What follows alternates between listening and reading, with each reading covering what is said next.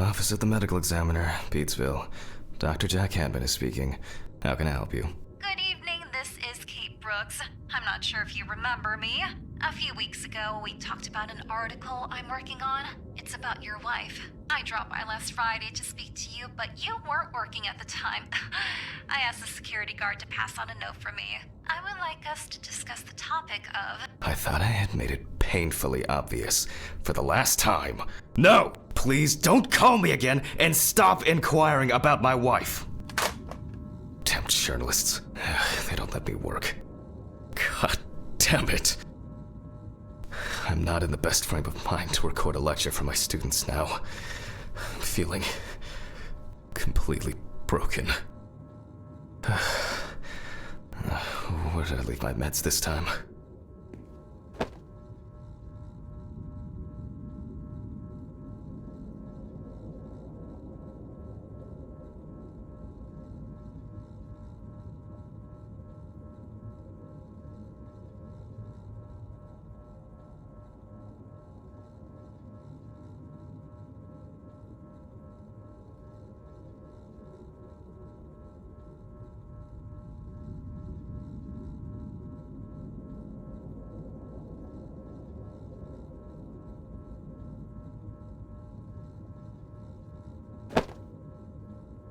They definitely pay me too little for this.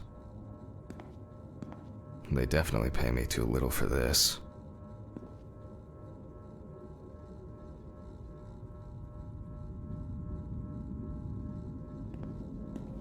Stephen didn't clean up after himself again.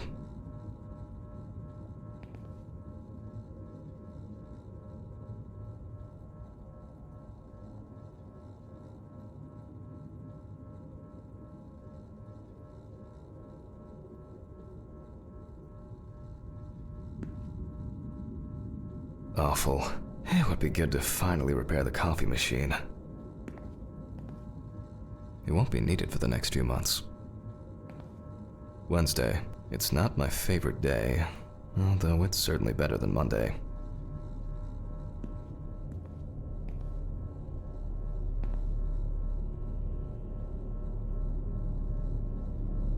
I guess it was in another life.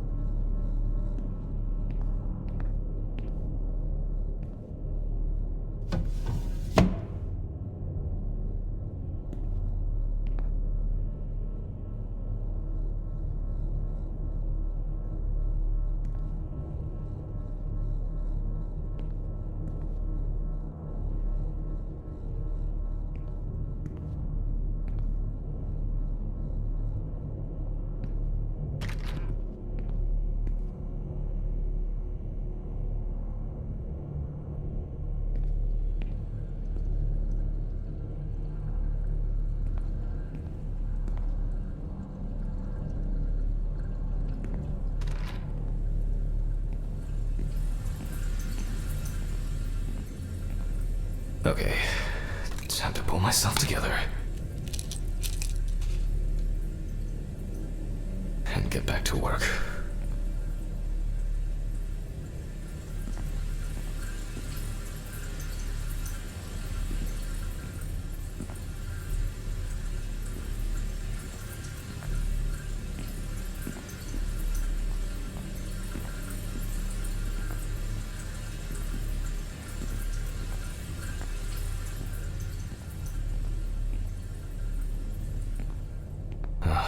need to set the camera first.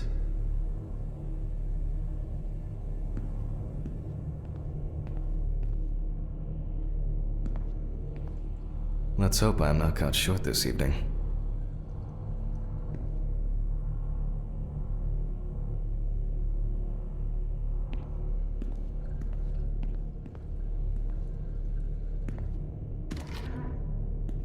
This place is starting to look like a hoarder's dream, rather than a storage room.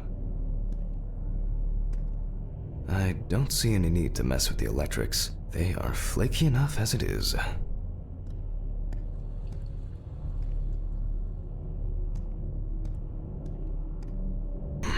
Now remember, Jack, don't forget to hit the record button this time.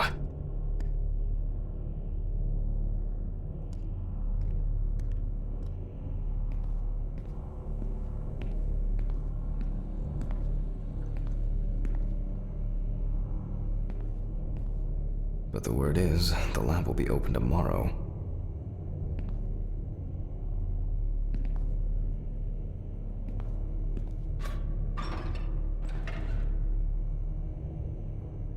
Hopefully the new tripod is going to hold up.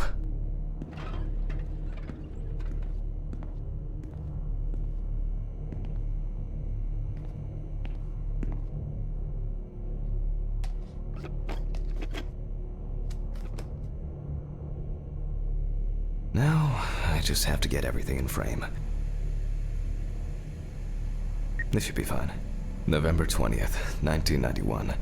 Time, 8:43 p.m. Recording for medical students from the University of Missouri. This autopsy is conducted by Jack Hanman. Hello, everyone. Welcome to the autopsy room. Today, you will have the dubious pleasure of following a full autopsy, step by step. For those of you who have already performed your first autopsy, this will refresh your basic knowledge. In turn, for those whose knowledge is only theoretical, I advise not to watch this after a meal.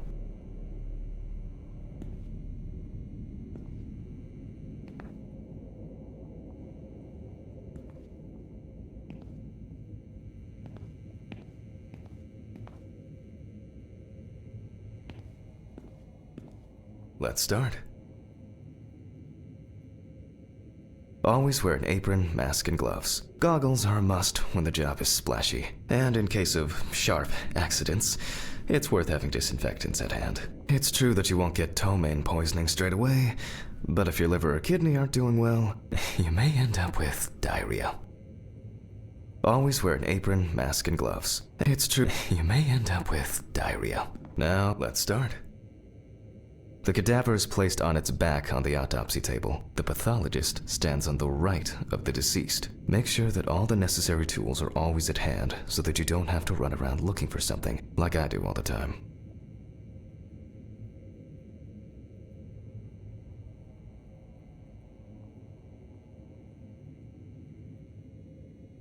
In the process of revealing and securing forensic evidence, it is difficult not to interfere with the original condition of the deceased. Written and photographic documentation plays a vital role throughout the entire examination process. During your research, be patient, inquisitive, but above all, attentive to detail. Many injuries are visible at first glance, but sometimes they can be cover for more interesting stories.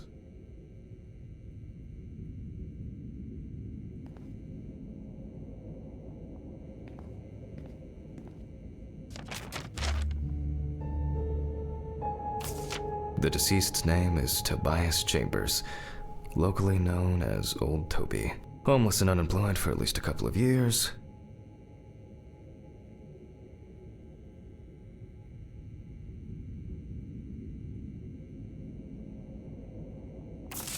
The deceased was found on the outskirts of a parking lot at a gas station, where he often begged and persistently offered drivers to wash their car windows.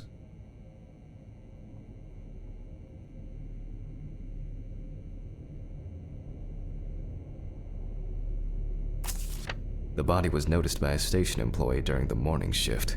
Initially, he thought that someone had thrown some boots and a coat in a nearby ditch. It took him a moment to recognize the pile of clothes as the body of a man.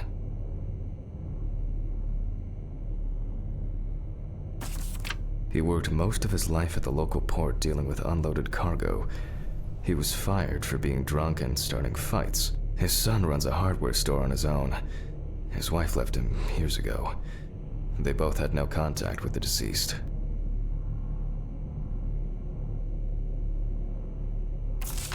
Signs of libation were found around the body. Empty bottles, traces of an inept attempt to start a fire, and a scattered makeshift blanket. That's it. It's worth remembering the context around the scene of a death. This allows you to better interpret any traces found on the body. I shouldn't start the procedure without gloves.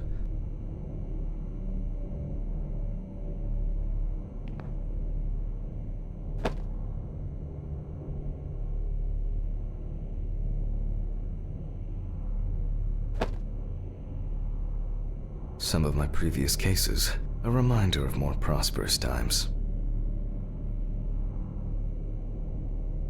I wasn't sure it would amount to anything, but the World Wide Web has been a blessing for speeding up my work.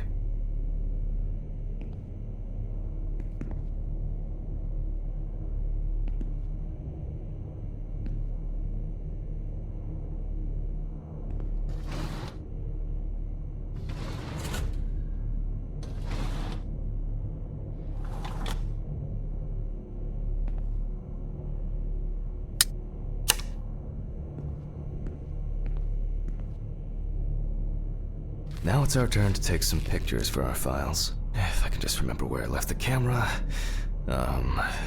It's in here somewhere. Aha! There you are. I knew it was here somewhere. As I mentioned at the beginning, before we begin the internal examination, we need to document the cadaver and the condition it arrived in. We begin with a full body photo. Try and stick to the top-down rule, but this is not always possible. Let's keep in mind it's all about the legibility, not the perfect frame.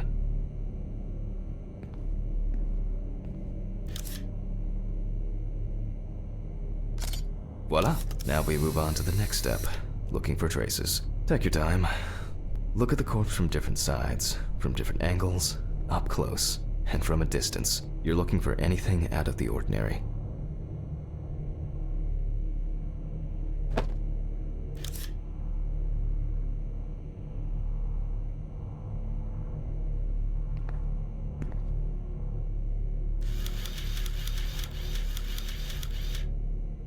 Poorly healed wound. Looks old. I'll take a closer look later.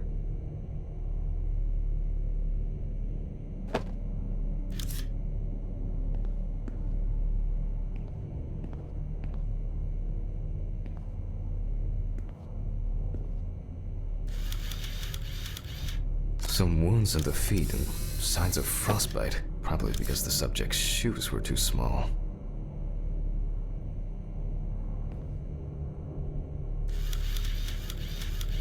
Hardened hands, worn out by physical work, and frostbite?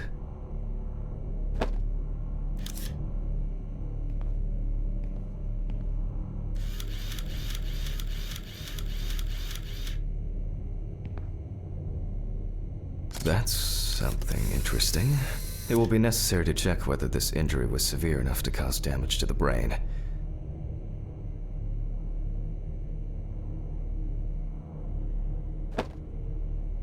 In a moment, we will check which of our initial observations will be worthy of further consideration. But before we get to that, I need to write down some basic data.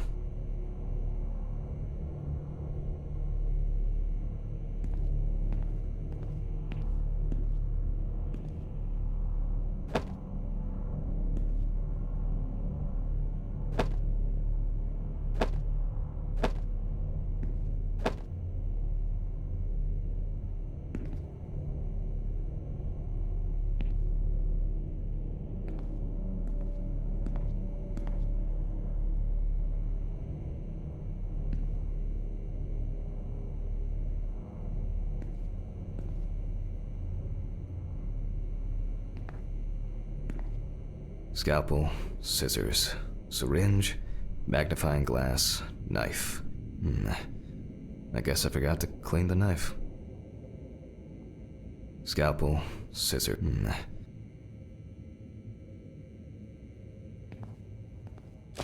Personal information. The deceased was unclothed.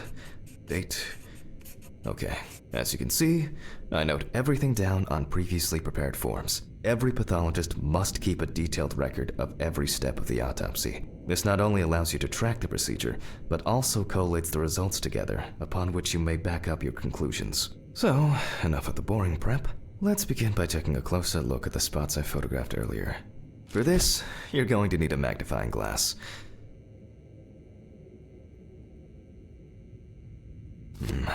Which spot first? It looks like a burn mark. No doubt painful, but it's not pertinent for this case.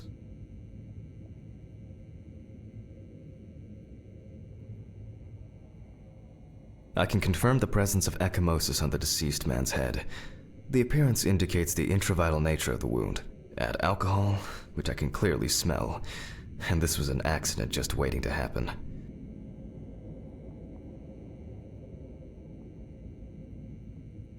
Here we can see frostbite on the fingertips. We can tell by the characteristic skin color.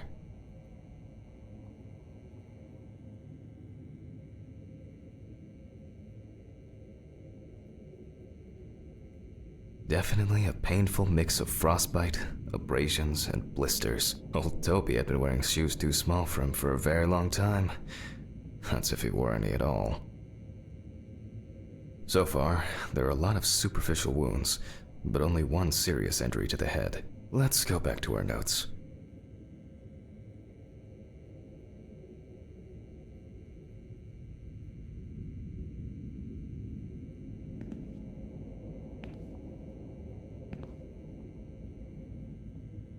First, I mark the location of the injuries and make notes for each one. So, the head wound. Definitely an important clue. This is something we'll investigate first. We're not in frost season yet, but high humidity, wind, and the inability to warm up can also be causes of frostbite.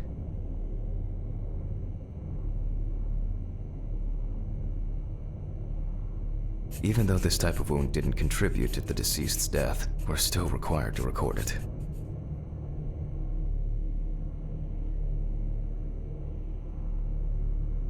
If Toby's body was cold for a prolonged period, the frostbite could have resulted from the body's defense reaction. The safety of the internal organs is more important than fingers, nose, or ears. As you can see, we don't have much to go on. Let's write down what preliminary causes of death we can think of.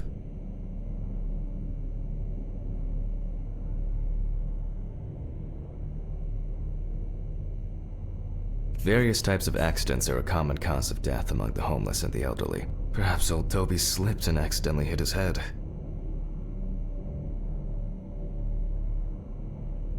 Considering the conditions in which he slept, his body may have become hypothermic. The nights have been particularly nasty lately. We will check if there are any signs of freezing internally. This is of no interest to us. Since the deceased clearly smelled of alcohol, I'll add alcohol poisoning to our list.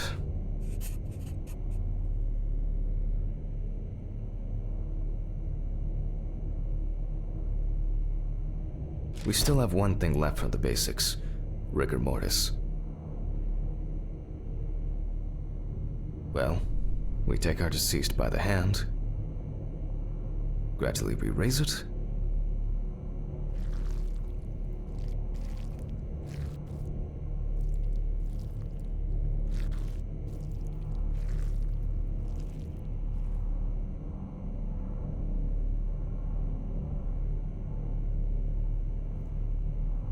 now let it go. As you can see, the hand falls loose.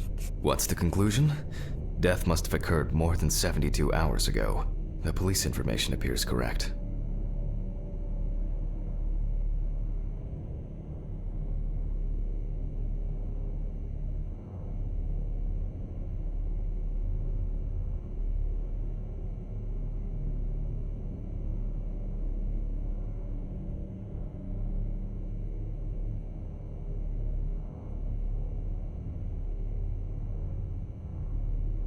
Head trauma seems the most promising, so we'll start there. For this, I need an oscillating saw.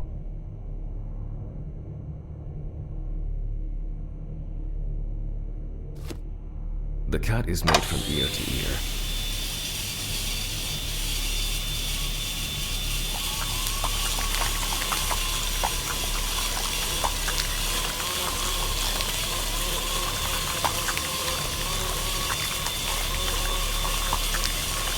After which, we remove the skin and the top of the skull. After the basic examination, we can see that the brain's cerebral gyri in both hemispheres are symmetric. The brain looks good. Let's take a cross-section.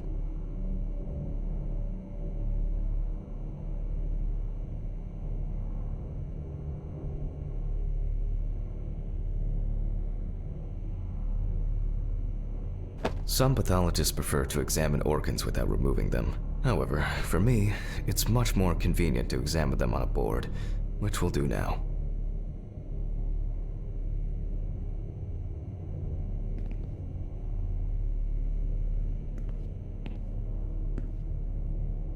Holding a long, narrow blade knife in the dominant hand, we slowly cut the cranial nerves on both sides, all the time pulling the brain towards us.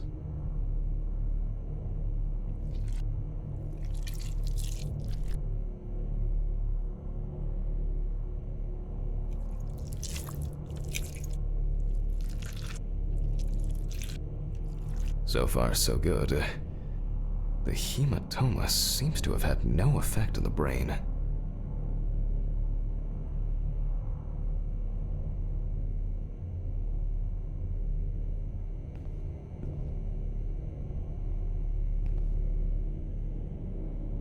We can rule the fatal accident out as well.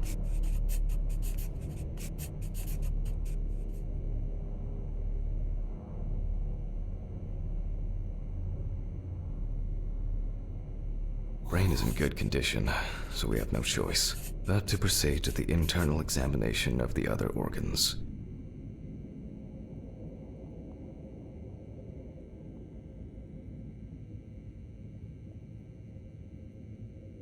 I grab a scalpel from my kit. The incision should be in the shape of a letter Y. We use a deep cut to reach all the way to the ribs and to penetrate the abdominal wall.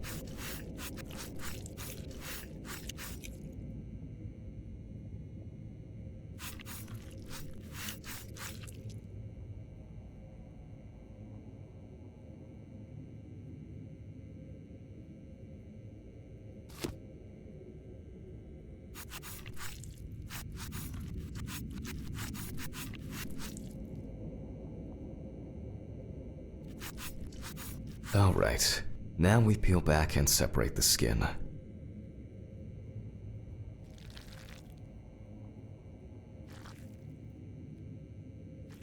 Now, we need to remove the ribs. We'll need the loppers for this.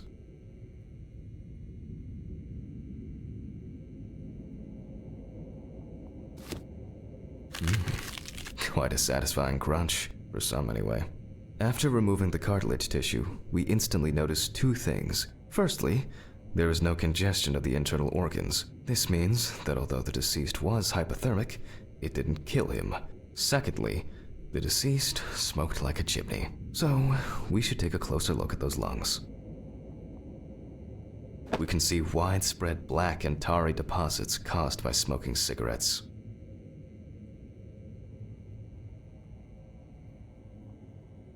Despite the tragic condition of the lungs, they are not the cause of death. Alice smoked too. It didn't kill her, but... what was I talking about? Lungs. Yes. Advanced inflammation.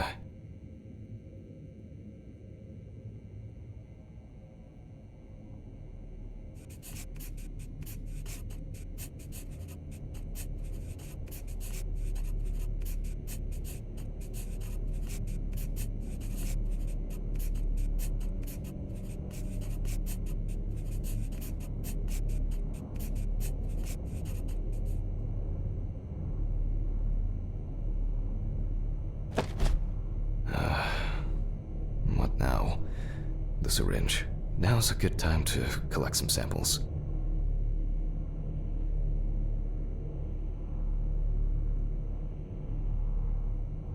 Specifically 3. From the eye, the heart, and the bladder. I'm interested to see the concentration of alcohol in the body. Vitreous humor analysis is very useful in indicating long-term alcohol abuse. 5 milliliters from the left ventricle should do it. Left on the bladder, we draw about 10 milliliters of fluid. Now we take our samples to the centrifuge, but before I do that, I need to find my notebook. My dyscalculia means that I always double-check the settings. Please excuse me while I run and fetch it.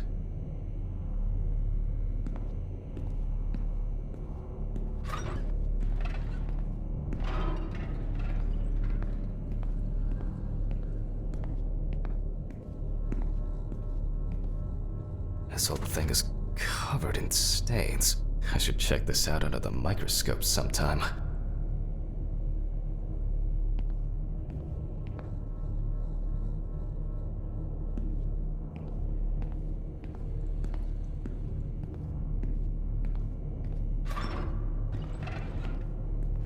Let's get back to the examination.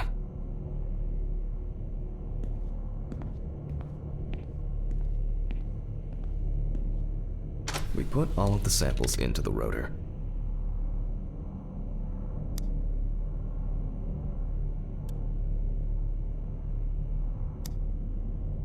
Now, we set the appropriate time and speed.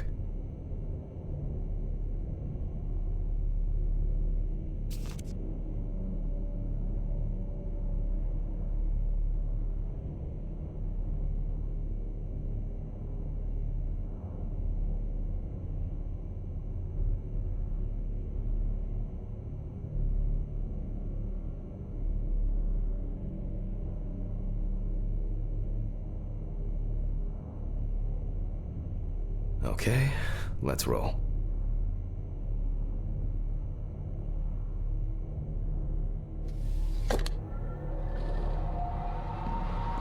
My old but trusted centrifuge. Ideal for all the fluid tests I need to perform during an autopsy. Oh shit, the fuses again.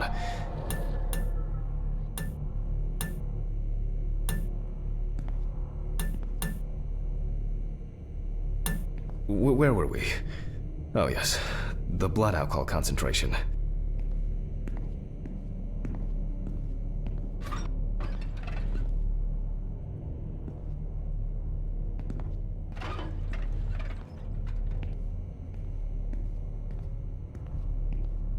Let's see what we've got here.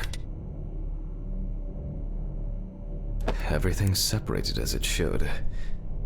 Our lab is closed until tomorrow after the last, incident. However, considering that Toby's favorite eau de parfum appears to be ethanol, I'm guessing the results won't surprise me at all.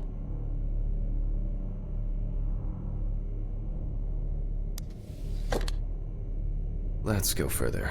We will now focus on the cardiovascular system, specifically the heart.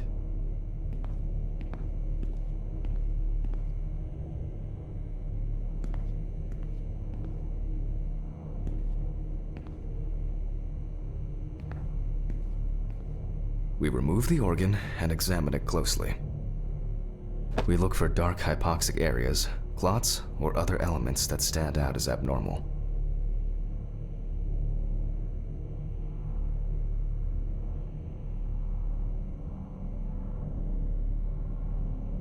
At first glance, the heart looks fine. The pulmonary trunk and aorta seem to be in good condition. There are no pathological changes that would have contributed to Toby's death.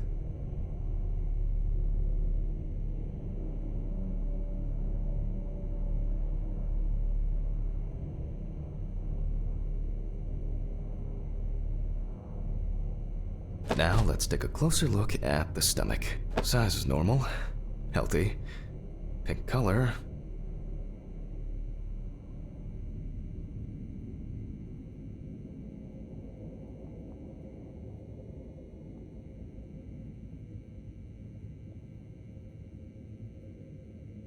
And as expected,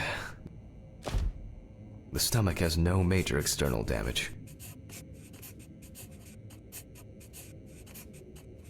We must now cut it open and inspect inside. We will do it carefully so that its contents do not spill out.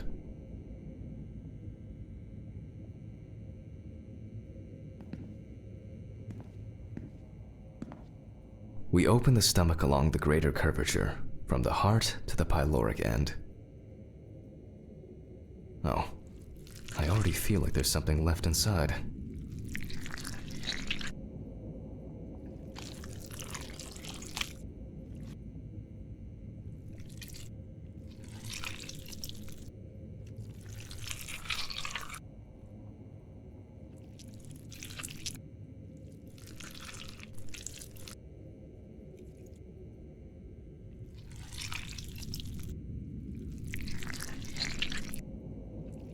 Okay, large amount of gas, small amounts of yellow, grayish food content, resembling some kind of meat.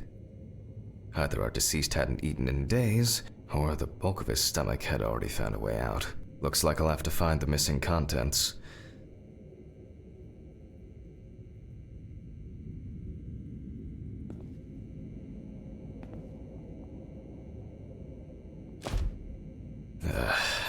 There are two ways here. One is obvious, and the other is... It couldn't have been suffocation, could it?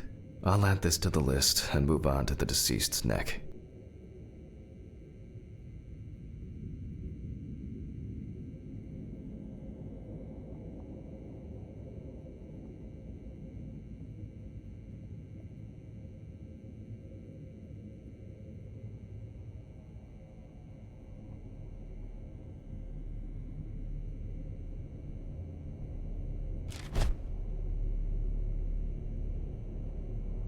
At first glance, the trachea looks normal.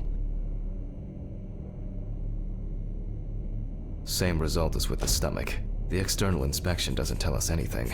This time we'll cut on a tray.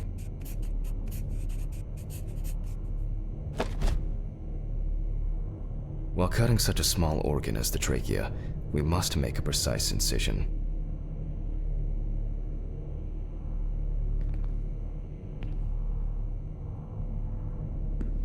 To be able to cut with the very tip of the blade, we must hold the scalpel as we would a pen.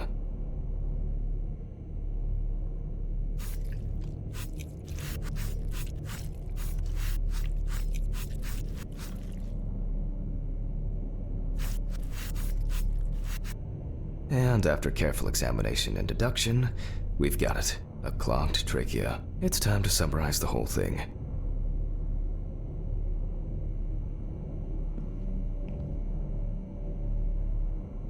Based on the report and preliminary documentation, it's safe to assume that the deceased passed out after consumption of alcohol and then fell asleep on his back.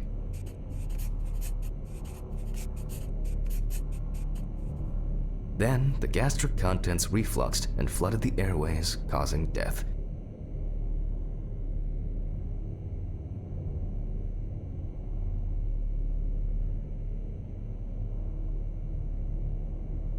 That's why we don't forget about the recovery position at dorm parties.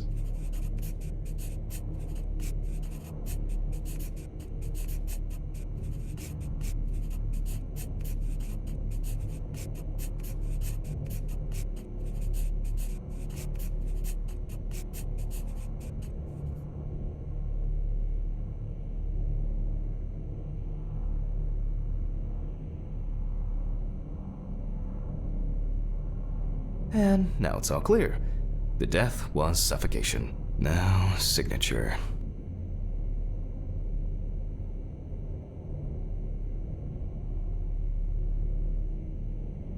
The mystery is solved. But for us, this is not the end. First, the dead body needs to be cleaned up.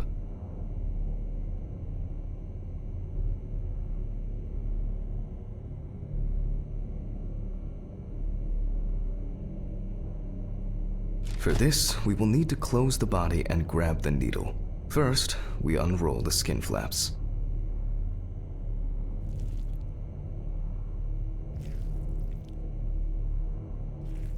And then, we sew the deceased back up. .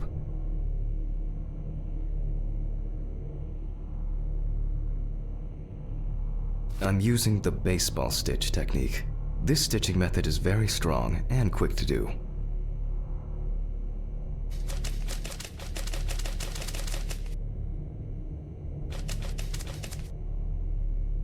Beautiful. Now we say goodbye to the deceased and put them safely in the fridge, ready for the next stage of their journey.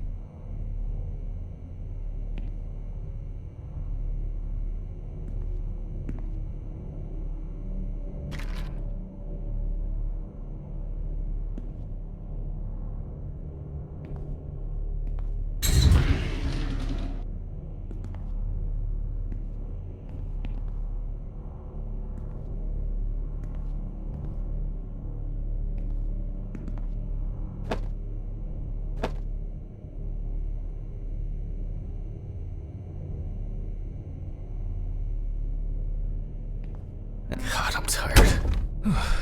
I'll drop these samples off at the lab on the way to the bar.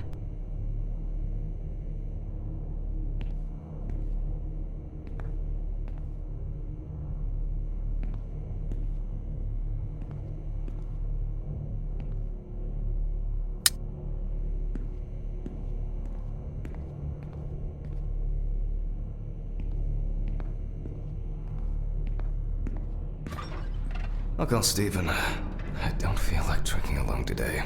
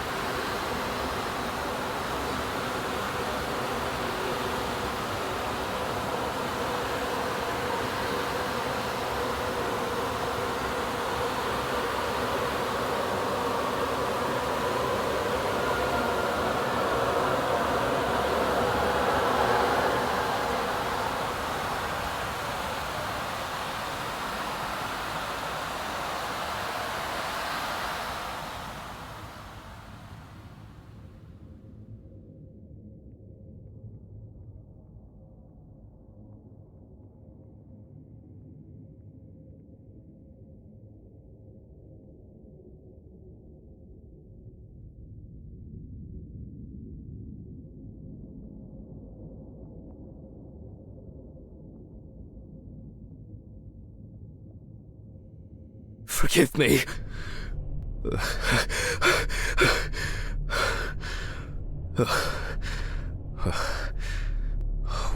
What? Christ. What a dream. Fuck.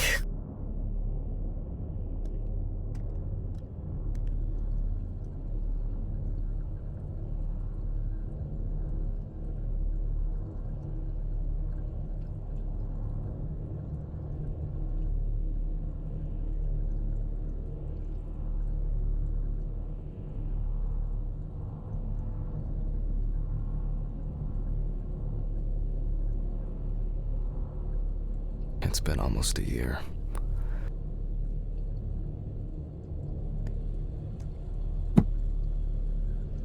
It was a miracle that the coffee didn't wash off the writing. And that she said yes.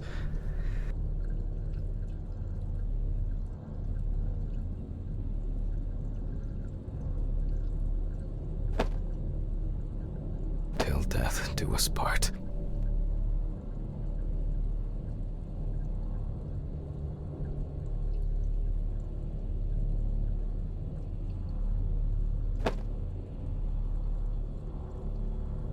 She got it for her first day of work. And she broke it the same day. She said it was for luck.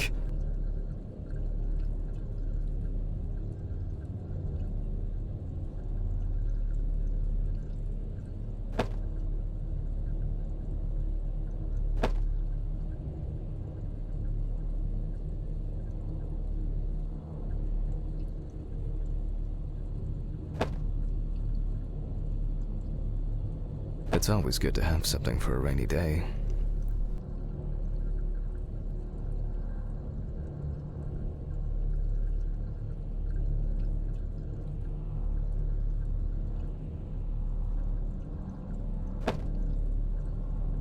I wasn't able to support her through this.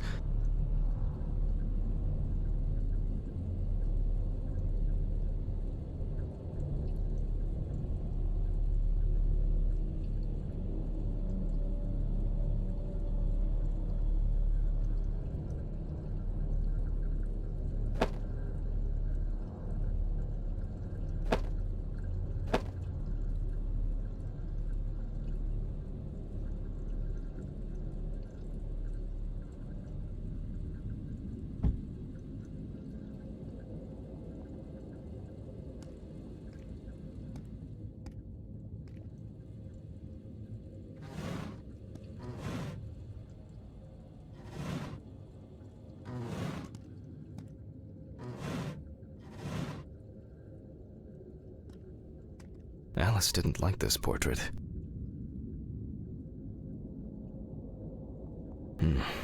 I really need to get this laundry done.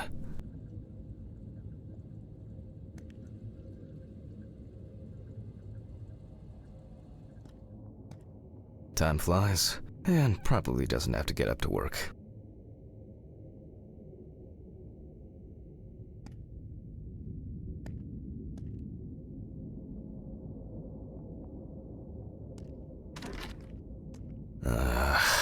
So much light everywhere. It hurts too much to look at these, but I can't throw them away.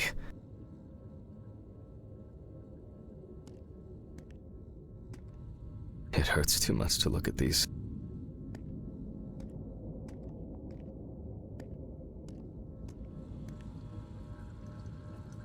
Some days, I just feel like setting fire to all this paperwork. I'm fed up with it.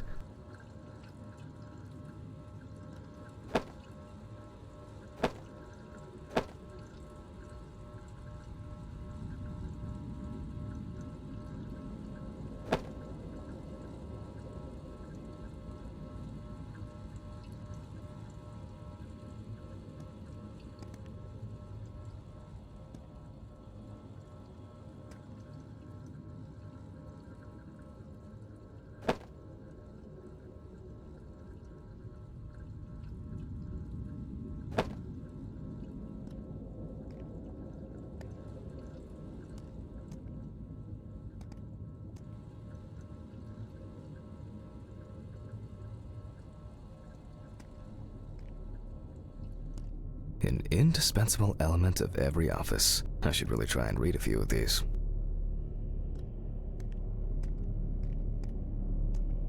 Menu for today: dinner in town and takeaway coffee.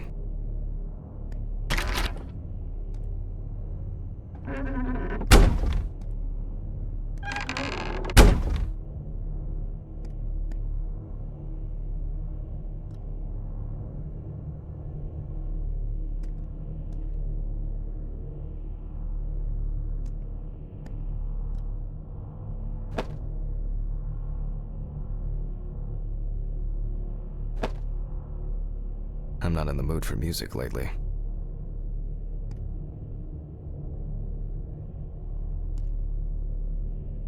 I'm not in the mood for music lately.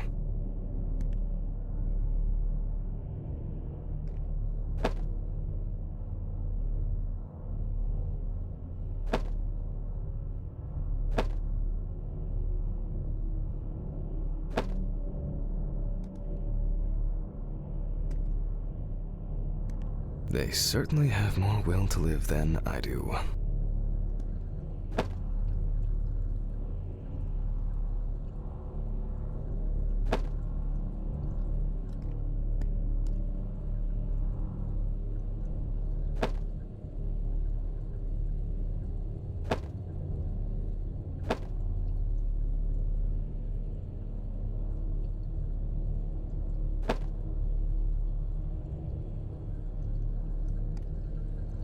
The view isn't spectacular, but why does that car look familiar?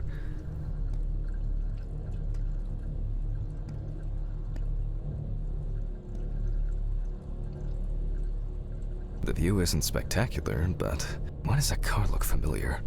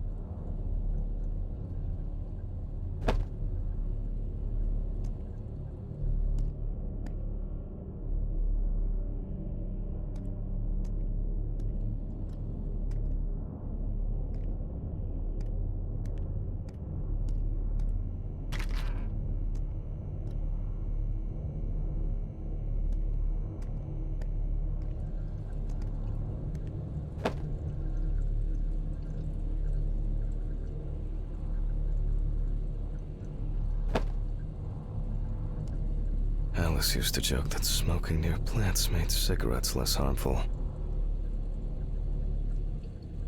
Alice used...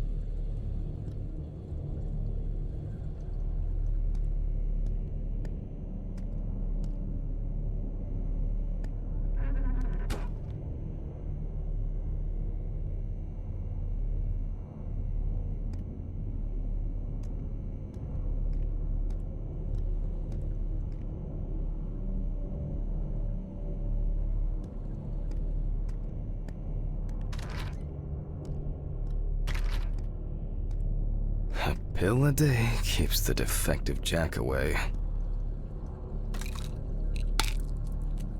It's a shame these won't help with my hangover.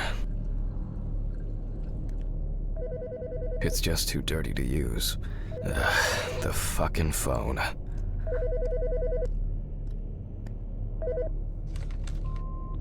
Okay. I know I'm late.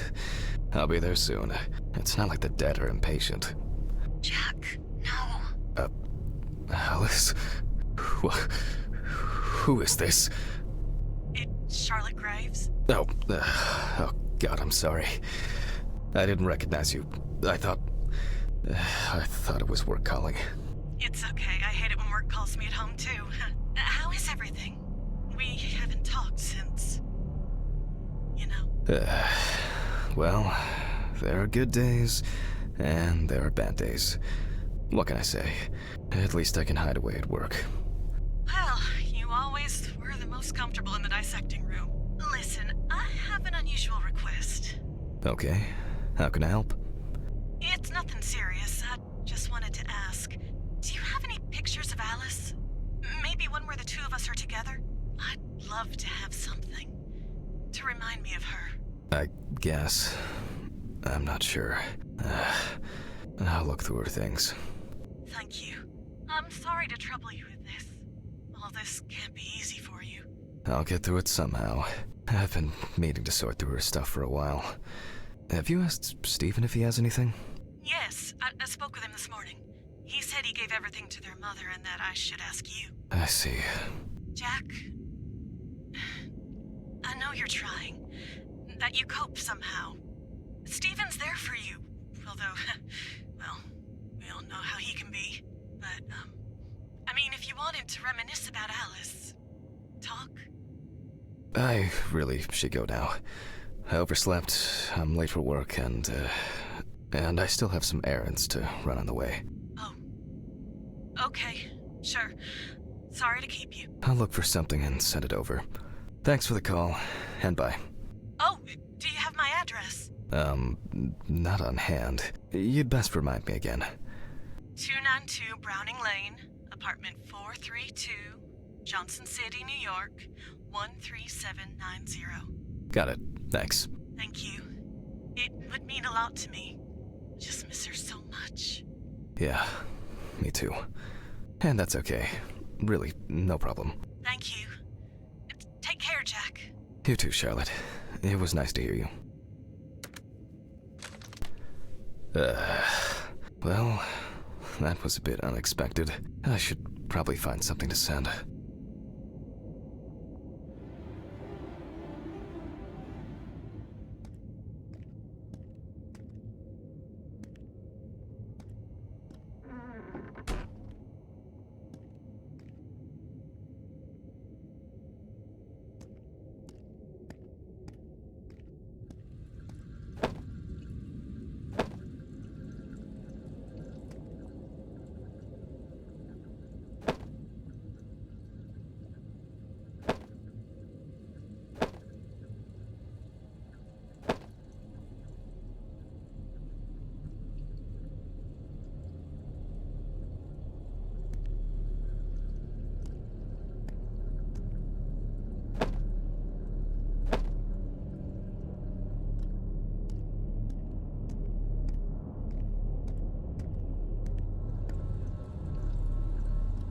Some days, I just feel fed up with it.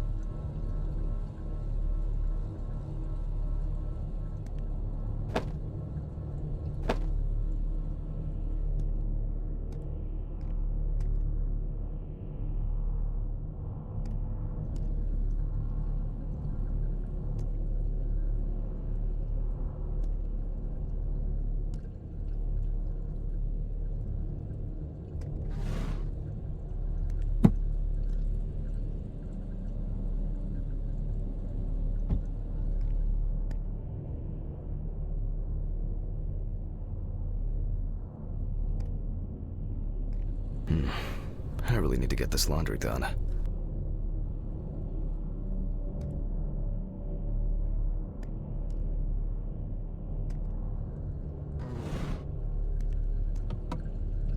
Alice and Charlotte in Amsterdam.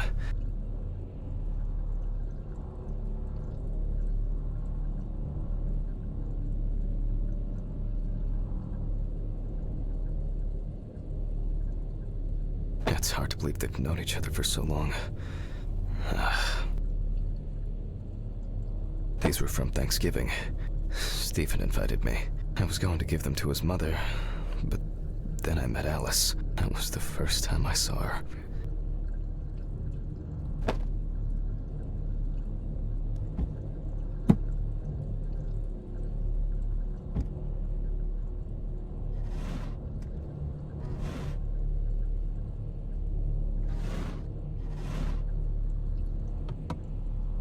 These were from Thanksgiving. I was going to give them to his mother, but then I met Alice. That was the first time I saw her.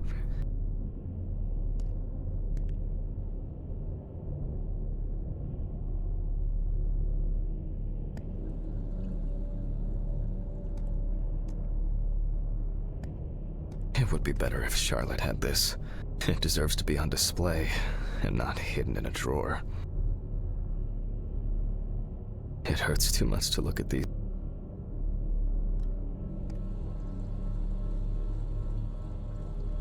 Okay, time to go to work.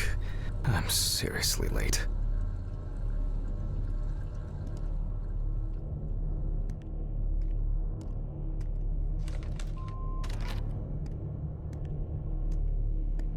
I should grab some coffee and aspirin on the way.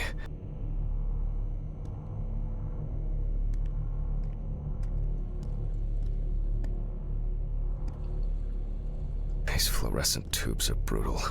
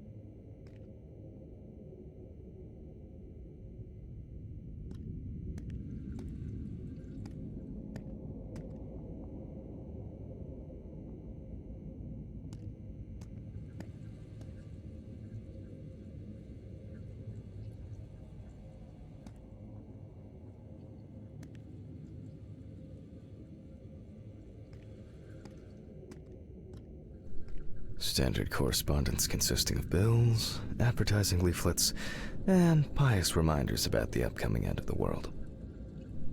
Standard correspondence consisting of bills, advertising leaflets, and pious reminders about the upcoming end of the world.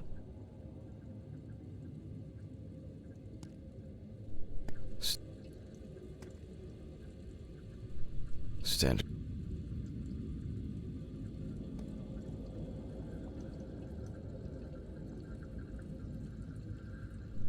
Standard.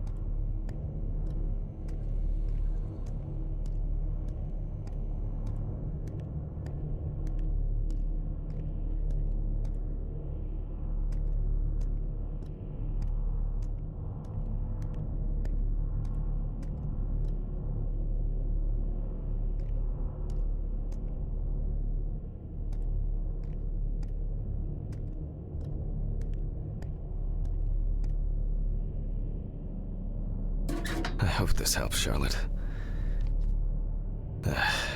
Okay. All done here.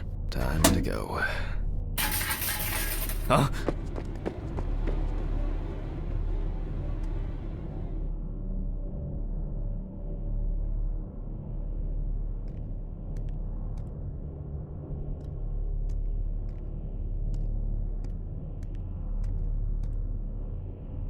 Damn. I forgot my jacket. Ah, well. I'll brave it for tonight. Too bad.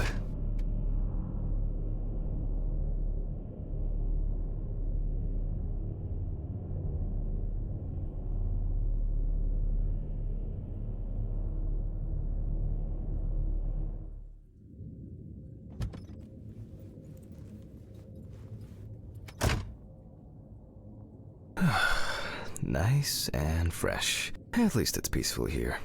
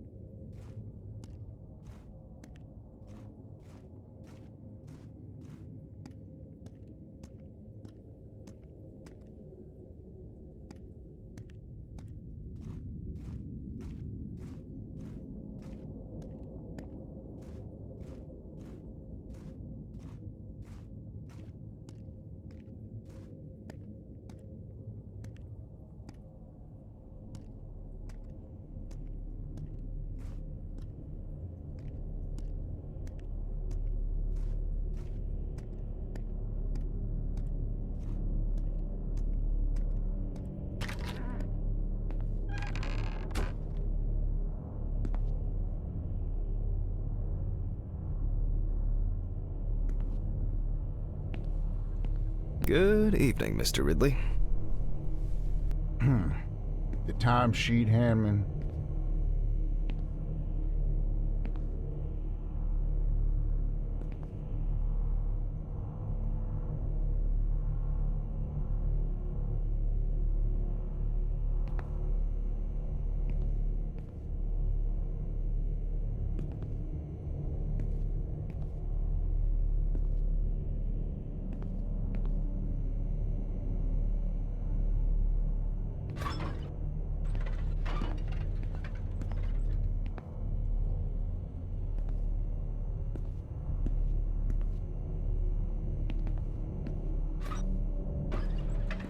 Some corpses have more personality than this guy.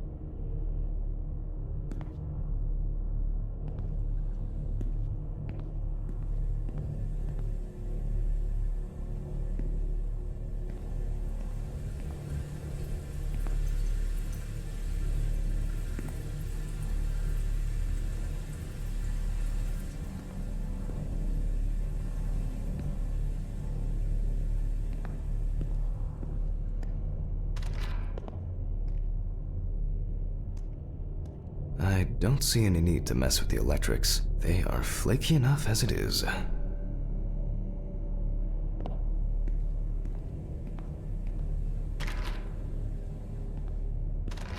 Christ.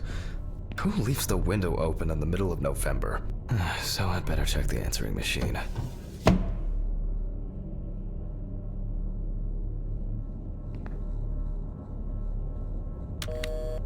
Hi, Jack. I dropped by a little early today. I left the body with Ridley in the corridor. He wasn't sitting in the locker then, so maybe he'll even throw him into the room. Well, how are you doing? I mean, it's your first birthday without her, and... This, I still have a hangover, and you know me, I run to the John like the neighbor's fucking dog. You know, today I slipped on his shit again. That fucking furball. He always has to shit next to my car. Anyway, I can't come over in the evening, but we'll catch up on the weekend, okay? Bye. I almost forgot. Charlotte called me this morning. She asked about you, so answer your calls, Jack. This time it's not a reprimand for being late. That's par for the course. I wonder when this clown will learn to look under his feet.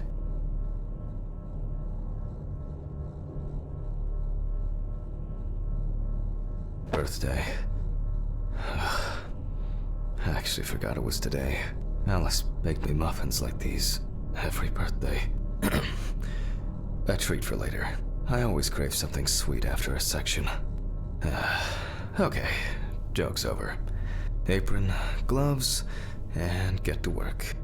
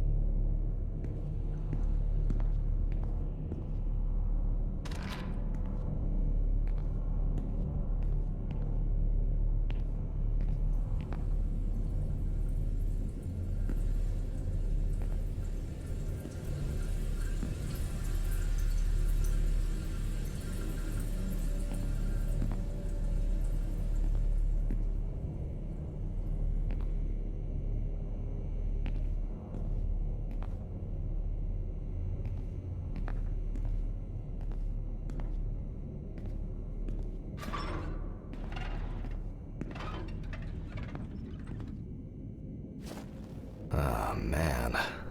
I remember you. You were on that talent show. What was your name again? I need to order another batch of these. I've got to remember to do that later. And that's the whole point.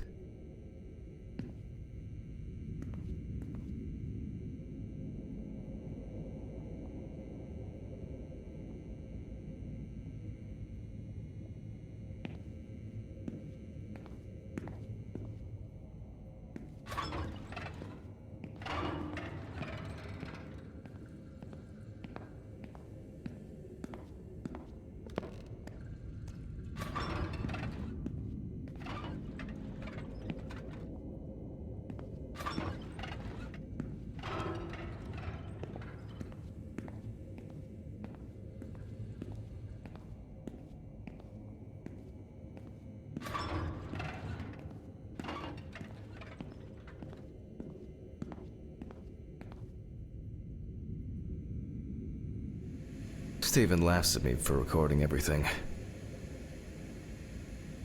He says I have a bigger collection of stuff like this than most of the creeps he's caught. November 21st, 1991. Time, 9:13 p.m. The autopsy is conducted by Jack Hanman. Lecture for the Medical University of Missouri. After yesterday's lecture, you should already know the ins and outs, so today we'll be consolidating our knowledge. So, where do I start? That's right, police folder.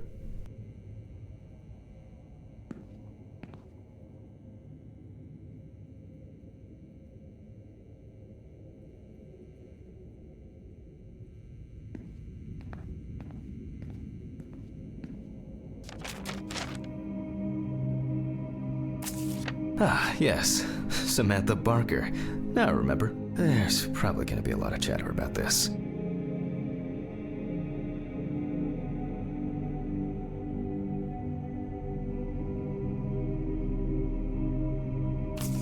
When questioned, friends admitted that Samantha's last days before losing contact seemed extremely happy and relaxed. She also quit drinking alcohol, had mentioned something about rehab. The friend also admits that there was no indication of an impending tragedy.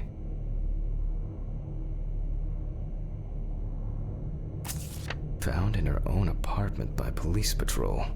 Officers were called by a concerned friend of the deceased, who had been unable to contact Barker for several days.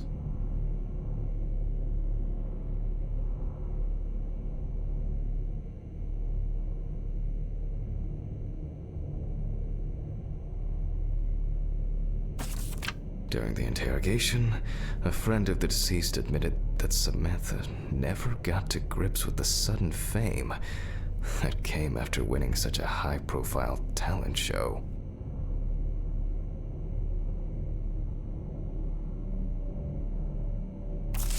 After her first album became a commercial success, she was hit with a creative drought. She suffered panic attacks and severe sleep problems. Drugs and medication came into play.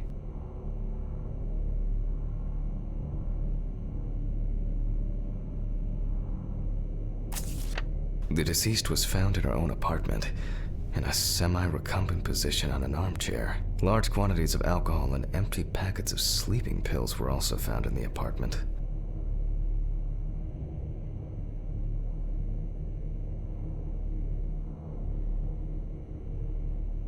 Well, let's see what settled this matter. As you can see, the body is fully clothed. Therefore, before we move on to photographic documentation, we must remove the clothes. This time, we don't have to focus on the clothes too much. However, there are cases where a clothing analysis can lead to the cause of death.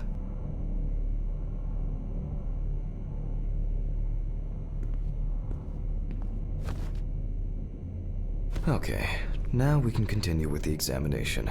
Again, begin by taking photographs of the cadaver. I guarantee that over time it will cease being embarrassing for you.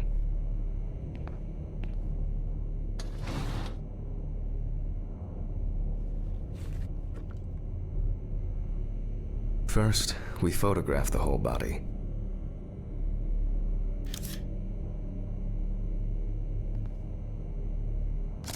And now, any suspicious-looking marks or wounds.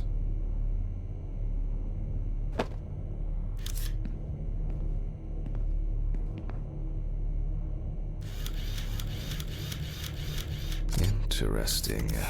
Very uneven. We need to investigate this.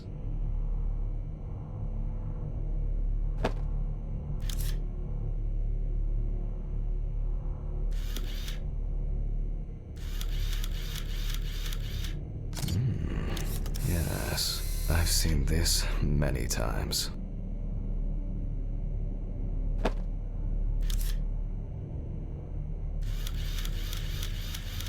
You don't get such bruises from a normal contusion.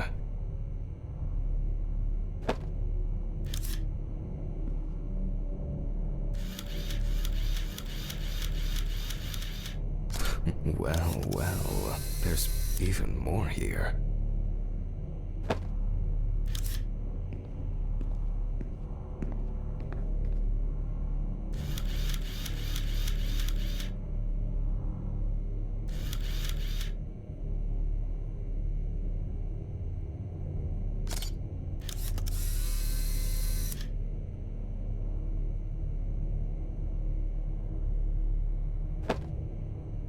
A few we will need to look into here.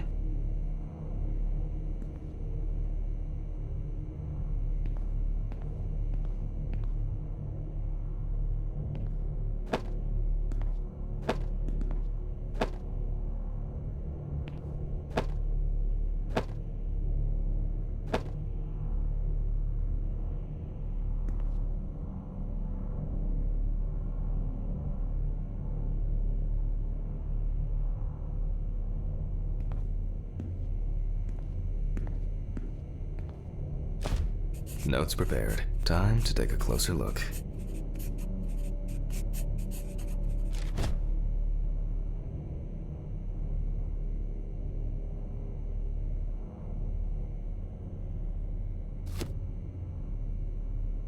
Some furrows have imprinted more strongly, others less, as if someone was, undecided?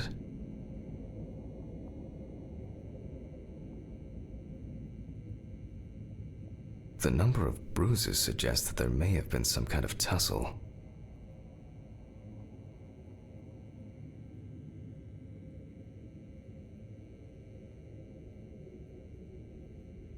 Such bruises are caused by either a very heavy blow or by some internal issues.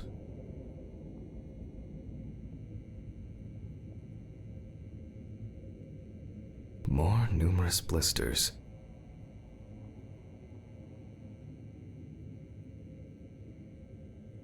And here's something interesting. The skin of the deceased is covered with numerous blisters. Some of them are ruptured. Others still contain fluid residue. We have some leads to investigate here. Let's write this down.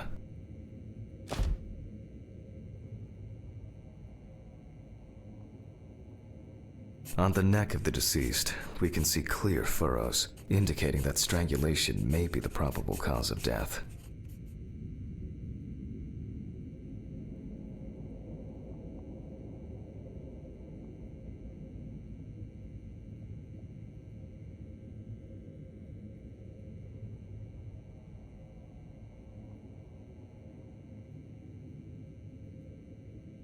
Currently, it's difficult to say whether the bruises were the result of a beating, or whether it could be some kind of internal bleeding.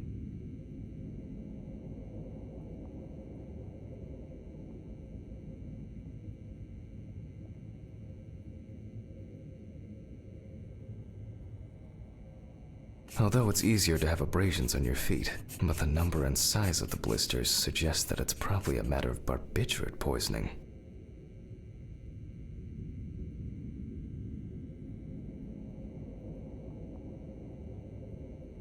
In general, such blisters usually appear in the case of mechanical abrasions, but due to the place of occurrence, this should be excluded. The most likely cause of such skin changes is the high concentration of barbiturates in the body.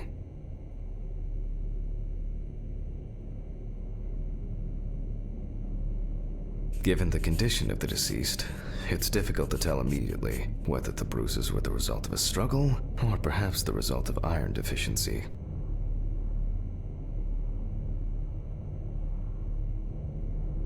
A severed spinal cord. trauma to the larynx or trachea will verify whether the hanging was the final nail in Miss Barker's coffin.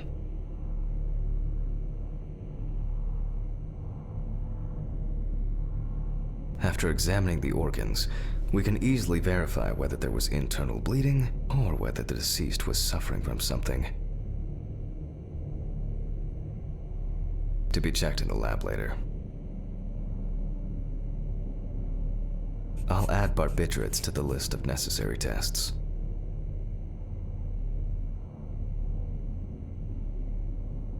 The examination with a UV lamp will dispel some doubts. Potential attackers could have left traces. Given the testimony of the victim's friend, I add alcohol poisoning to the list of potential causes of Miss Barker's death. A blood test will no doubt quickly verify that hypothesis. But first I'll check for external traces. For this we use the good old UV lamp.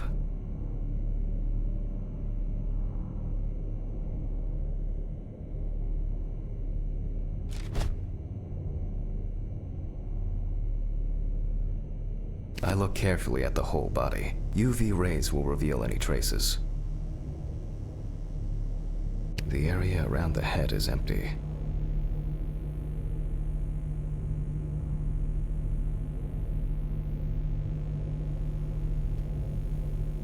Torso, empty without marks. Right hand clean.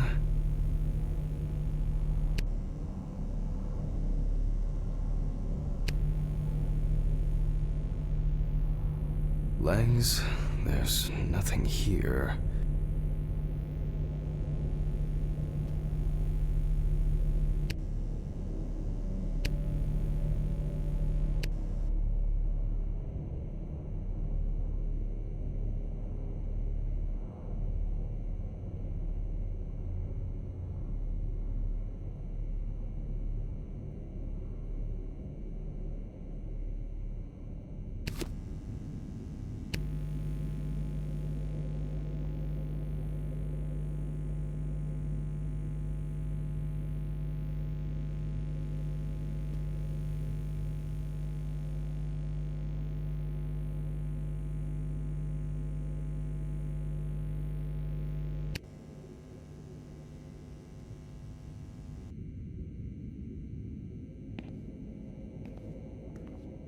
Scalpel, scissors, syringe, magnifying glass, knife.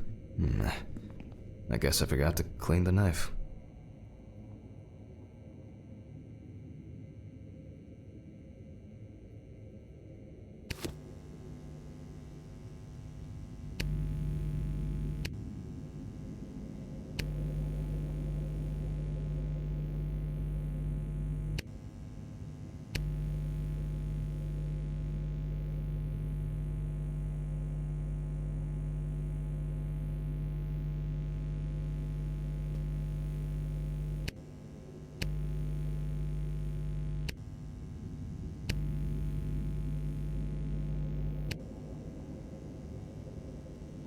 The left hand seems to be fine. No marks. Well, nothing to surprise us here. Now gently, we take the deceased by the hand.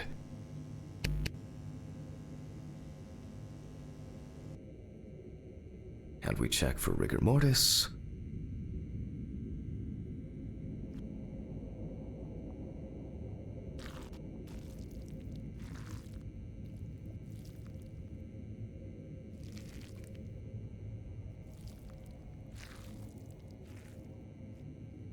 Again, the hand falls freely. After yesterday, you should know what this means. Since we don't have a definitive lead, we will examine all the key organs one by one. So, I'm starting the internal inspection.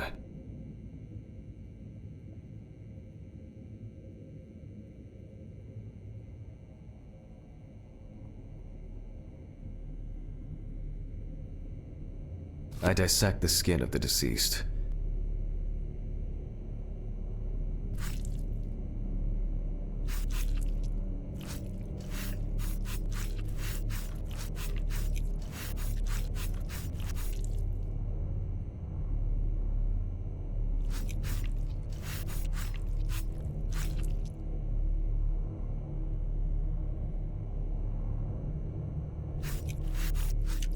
and I proceed to deflect the skin flaps. Compared with yesterday's body, the deceased has only trace amounts of adipose tissue.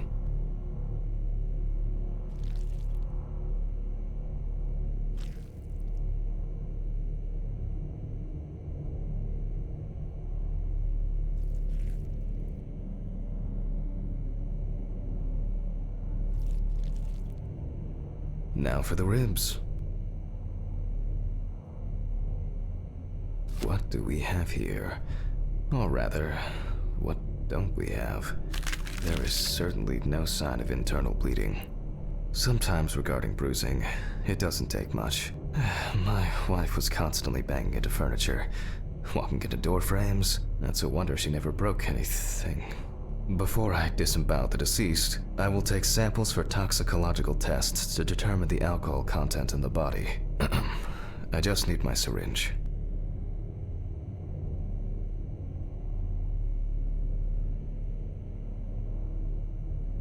Just to be sure, I'm taking samples from 3 organs: the eyeball, the heart, and the bladder. Analysis will rule out, or confirm, alcohol poisoning as the cause of death.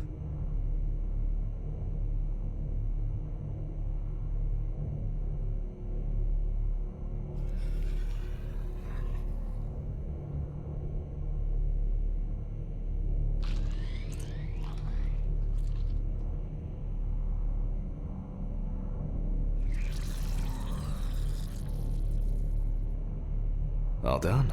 I'll transfer these to the centrifuge. What was it? 15, 70, 10, 75?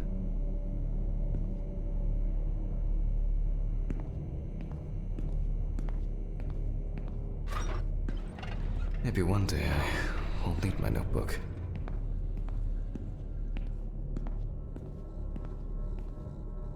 Numbers have never been my strong point. It's probably why I regularly forgot birthdays and anniversaries. I'm lucky Alice always forgave me.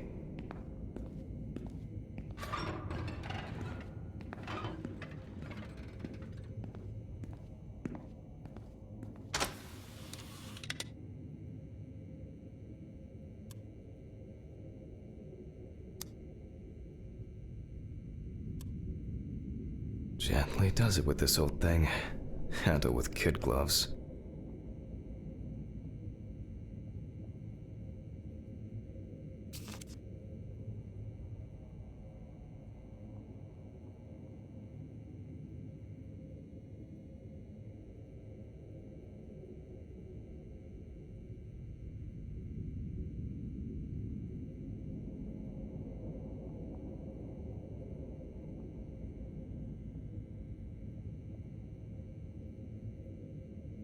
I'm starting the centrifuge. Let's see what results come out. The laboratory is already open, so... Fucking hell! Ridley! Mr. Ridley! Where is he? The fuses need resetting. Fuck it. I'll do it myself. I swear there was a flashlight in here.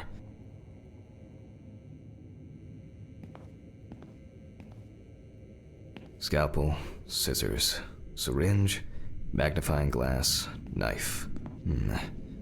I guess I forgot to clean the knife.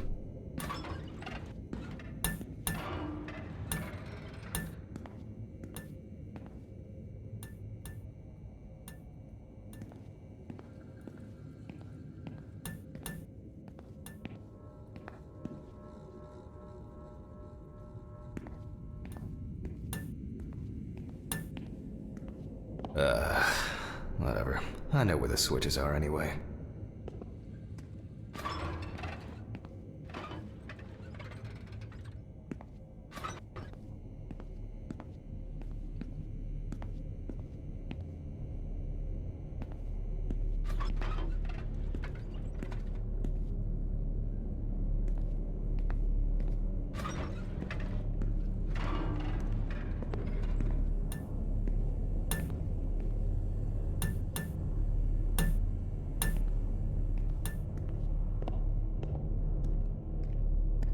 First the right, and then the left.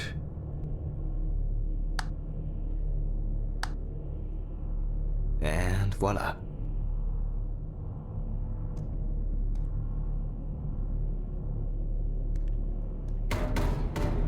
What?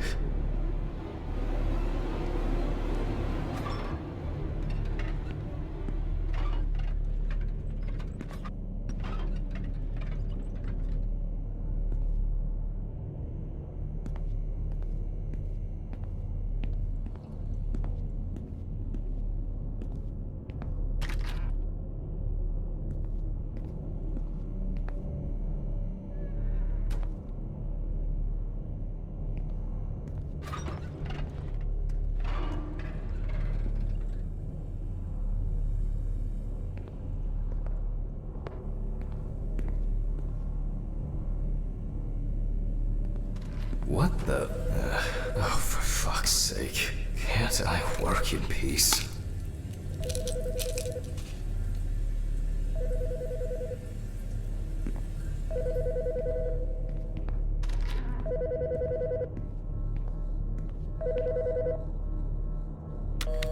Jack Hanman speaking. Easy, why so rude? Steve? Sorry, man. This place is falling apart, and Ridley won't even lift a finger to help. You just can't work here. Did the centrifuge trip the fuses again? Yeah, eventually everything's gonna go up in smoke. Look on the bright side. It's a free cremation with your autopsy. Jesus, stop it. That shit pisses me off.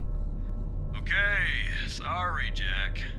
Anyway, I'm calling to ask how the autopsy's going. Soon there'll be journalists sniffing around for info, so we'd best be ready. I'll whiz through this in a couple of hours. It doesn't look like a complicated case to me. More of a formality. The report will be available in the morning. Sounds great. Thanks. Phew! How's your head? Well, my head seems better than yours. On the way to work.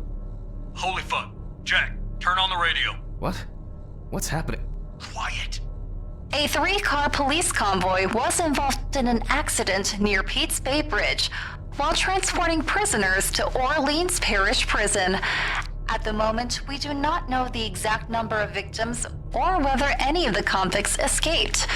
However, the scale of the accident indicates a large number of victims, possibly even fatal ones. Police are on their way to investigate the incident and secure the area. We know that the injured prisoners are on death row. The police were to transport them to their execution, which was to take place tomorrow morning. Many of them are very dangerous criminals. We will report on the matter on an ongoing basis, so stay tuned with us. What was, Steven, was Red Pete one of the passengers? He was, wasn't he?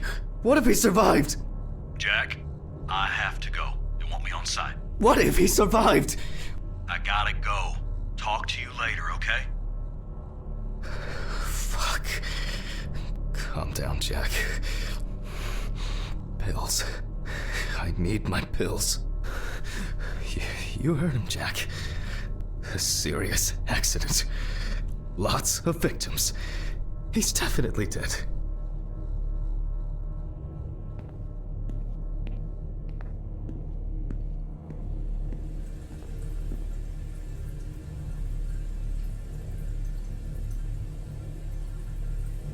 Yes. Nothing's going to happen. Christ. I've got to get back to work.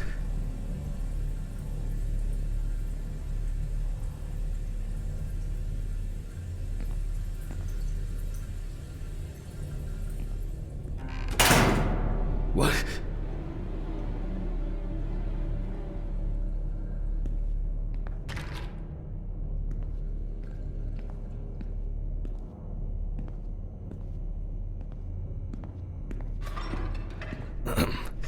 Technical break. At least I know I can pursue a career as a janitor if I need to. Fucking hell!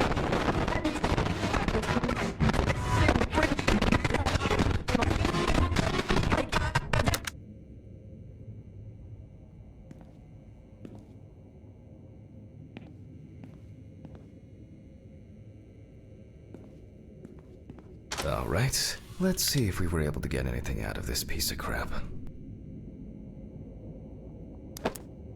And miraculously, yes. The samples did spin. I'll transfer them to the chromograph in the lab.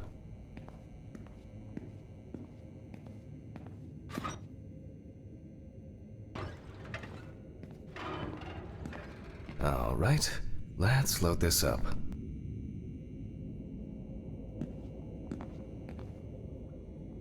I placed the test tubes in the rack.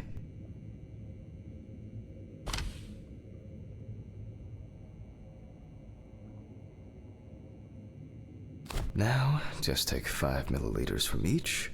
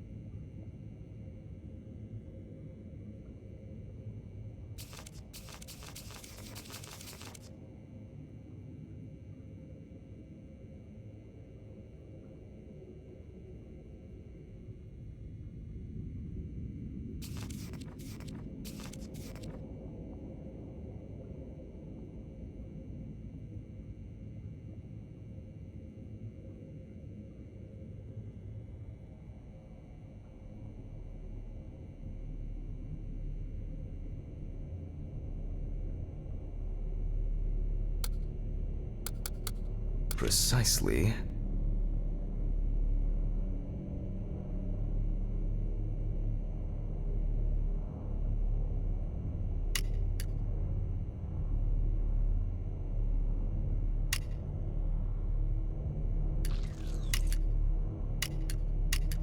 And the next.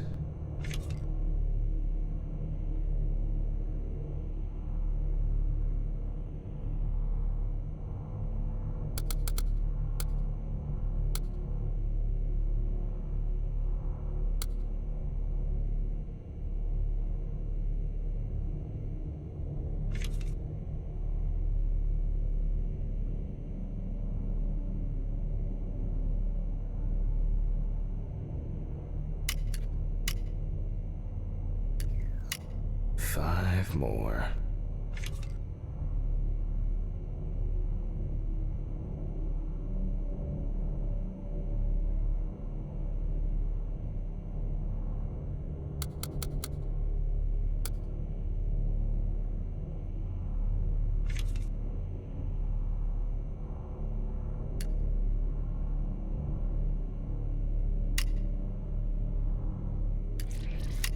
We put the prepared sample into the machine.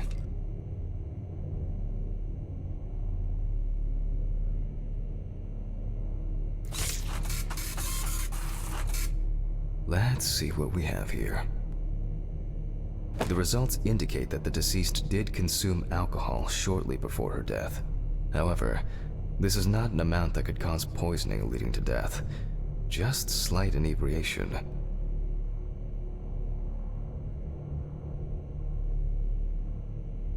I can return to the body and continue the rest of the examination.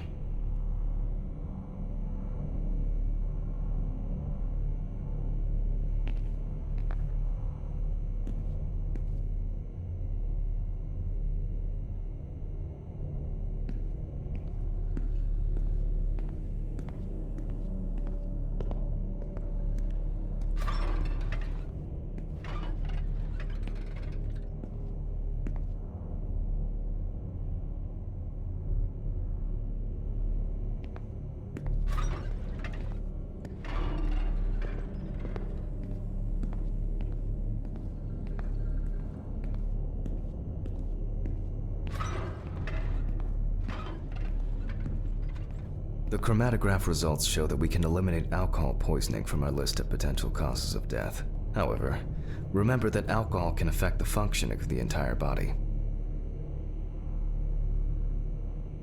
It disturbs the heart rhythm, accelerating its rate, and dilutes the blood, which may result in more severe bleeding in the event of an accident. Also remember that alcohol affects the metabolism of drugs in the liver, which I'll now look at in more detail.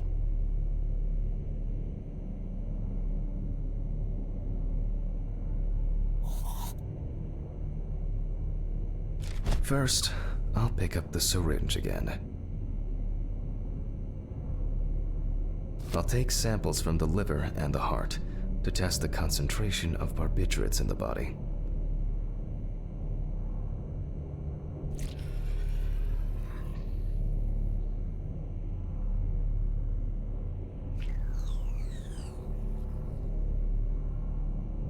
That's enough. I'll do the test later. I'd best not try my luck with the centrifuge right now. Now I removed the liver.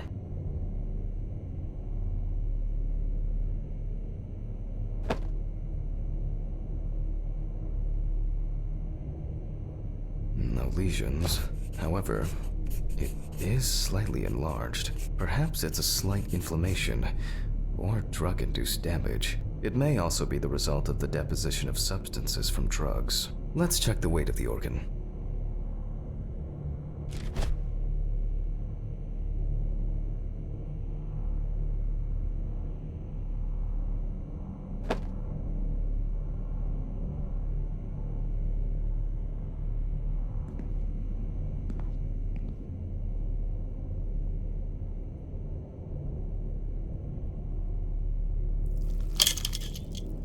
The weight is 1,300 grams. The liver is enlarged.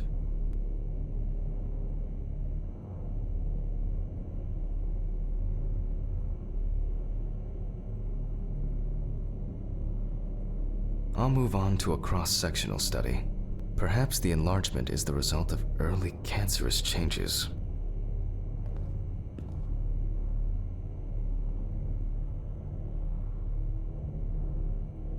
The blade glides through smoothly. I don't feel like I'm encountering any changes with an unusual structure.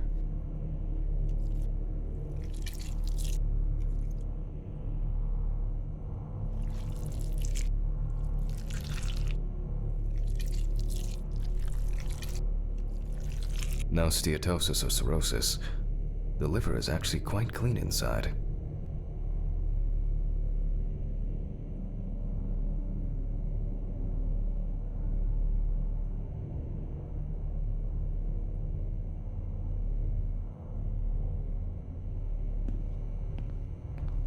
The liver is basically healthy. We already know that the deceased didn't abuse alcohol. The question is, what about drugs or other substances?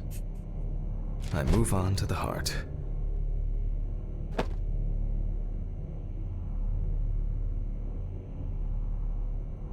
Oh. At a glance, we can see signs of a heart attack. The deceased is definitely too young to have a heart attack due to natural causes. The liver is enlarged, not from alcohol poisoning, and the heart looks like it has collapsed. So, I guess we need to go to the centrifuge and check for these barbiturates.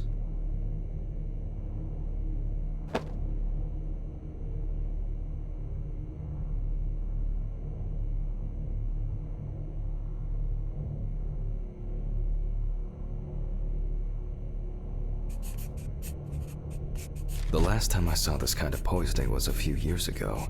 I better check the data in my notebook. He was a middle-aged guy. He took his medication and forgot about it. So he took another pill. He forgot again and took another one. And another one. Until he took the last one. That's why it's better to have amnesic drugs in boxes labeled with the days of the week. This sort of thing rarely happens anymore. Doctors tend to prescribe benzodiazepines.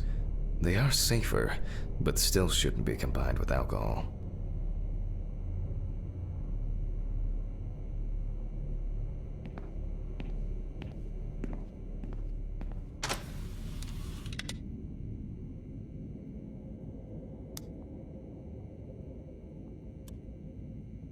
All right.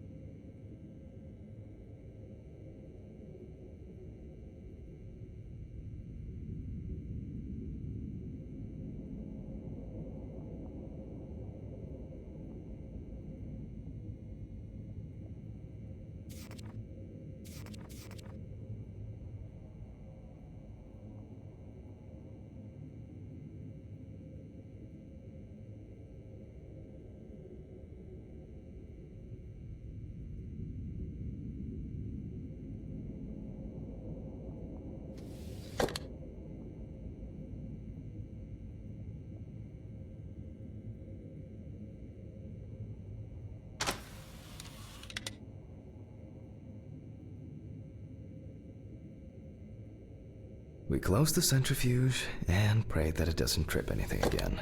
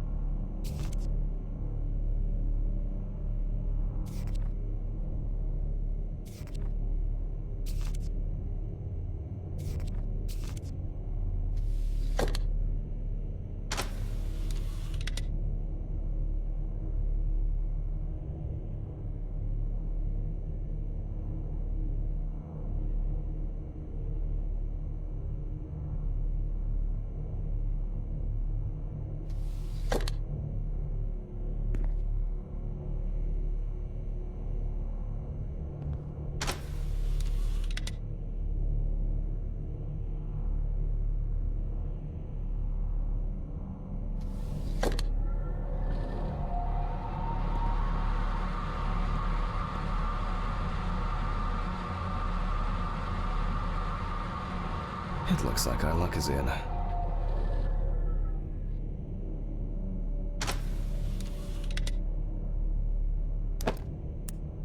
We can take the samples to the lab now. I wonder how she was able to get hold of these drugs.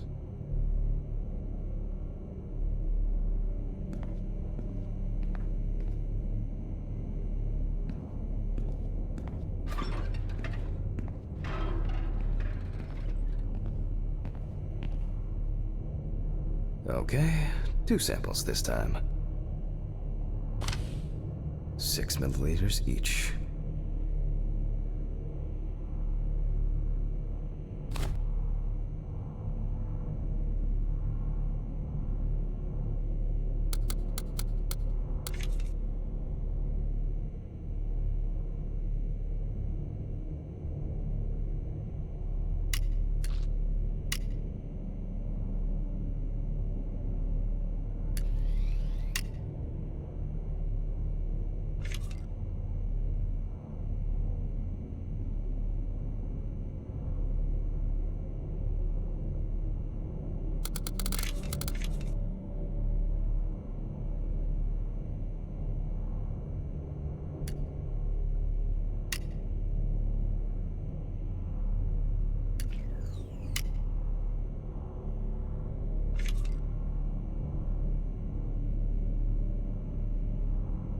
Well, let's see how much of it we find.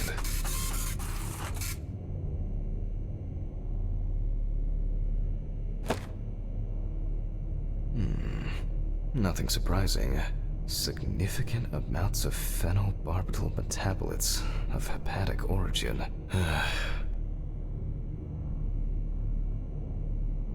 Looks like I'll have to check the contents of the deceased's stomach.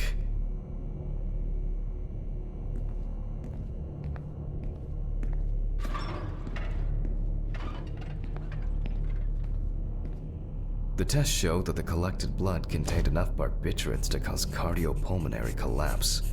The question now is whether it was an accident or a deliberate act. I'm proceeding to examine the stomach. Before extraction, I ligate the entire organ to prevent its contents from spilling out.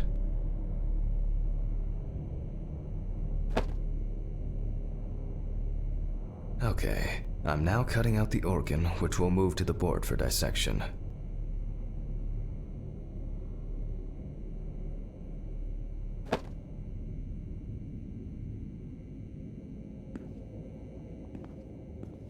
Normally, the stomach and intestines are full of surprises.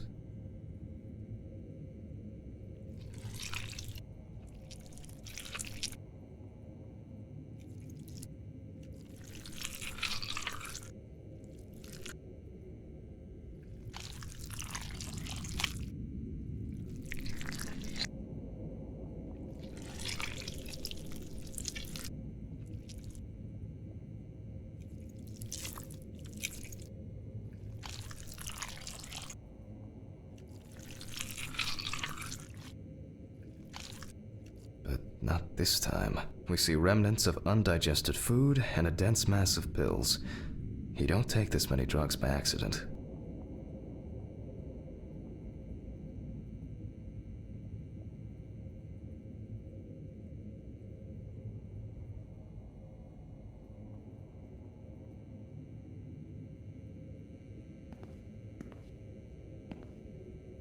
Length and width normal. No obvious pathological changes. Undigested drugs found in the stomach of the deceased. The direct cause of death was probably an overdose. I'll check the rest of the organs, and then the nervous system. We'll see how significant the marks on the neck are for the whole case.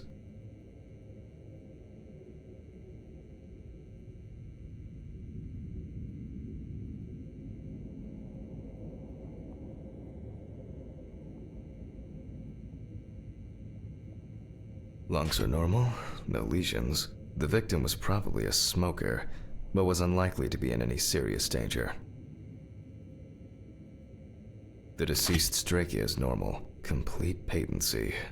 No food or fluid. The deceased's intestine is normal, no clear pathological changes. Abdominal cavity checked off. We can check the brain.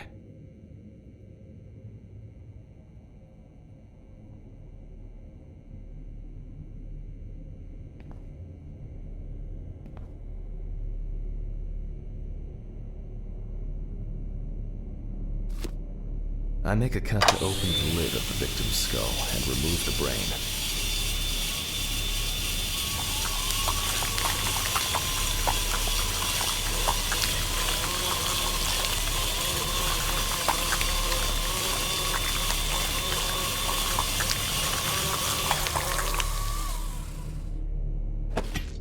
Brain is normal, no obvious lesions. All right, I need to dissect it on a board.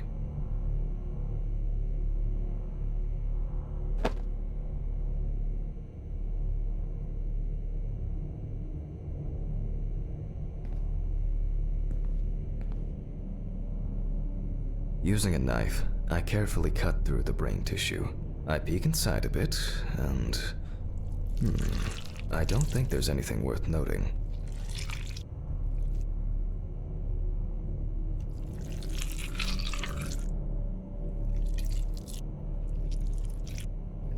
As expected, the deceased's brain is in excellent condition. No discoloration or changes due to hypoxia. There is still the matter of the marks on the neck. They look superficial, but who knows? Maybe the spinal cord has been severed. I need goggles and a saber saw. I think the goggles were in the desk drawer. Oh, they're out there.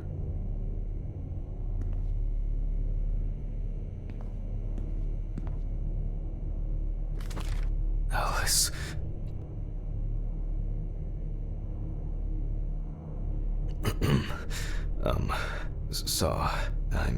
Saw. Fuck. I don't see it here. Oh. I know. I probably left it in the basement after its last cleaning.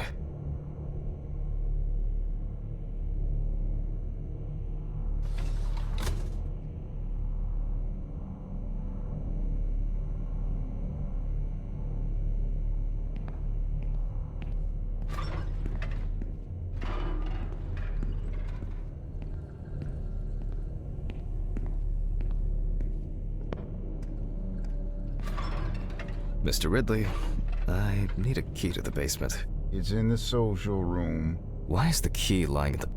never mind. Thank you. Hey, Hammond. Did you hear about the convoy? Well, maybe you'll get a chance to relive your glory days and catch Red Beat again, huh? Let's hope there won't be a need for that.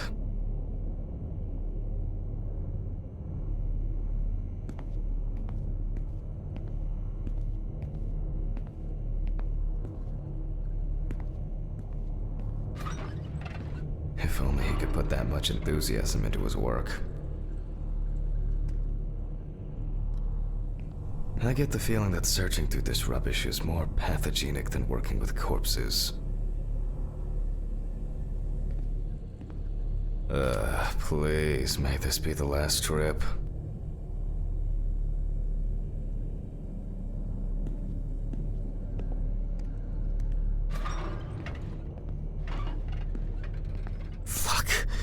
Why did the prison convoy have to get into an accident? Jack, take a deep breath. Deep, pleasantly cool breath. You're nearly finished with the autopsy. Then you can go home and rest.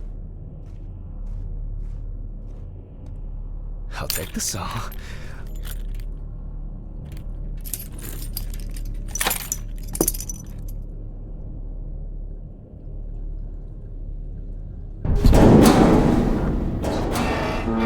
Fuck! It's jammed! Doesn't anyone do maintenance around here? Damn hatch. Damn Red Pete.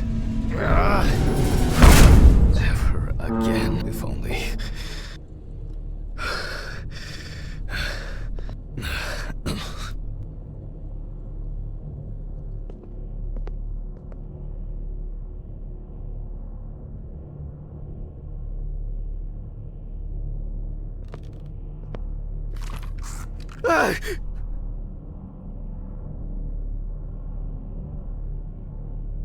It would be easier if I put things away properly.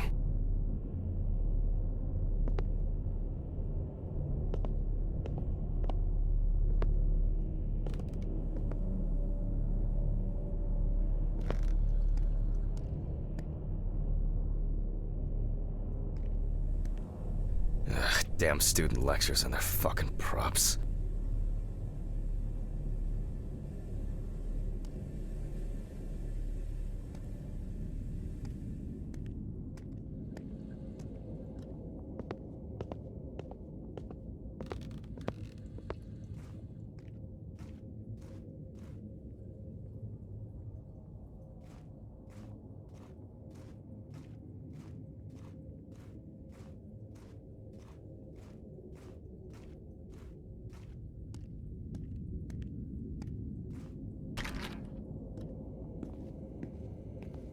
And like clockwork, he's already sleeping.